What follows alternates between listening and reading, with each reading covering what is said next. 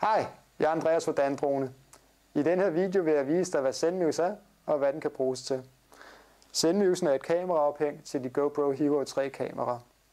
Den sørger for at holde de kameraer helt lige, når du flyver rundt. Vi har sammensat et kit inde på vores hjemmeside, hvor du får en tilt-funktion med. Det er en ekstra knap, du monterer på din fjernbetjening. Derved kan du bevæge kameraet ned og op, mens du flyver.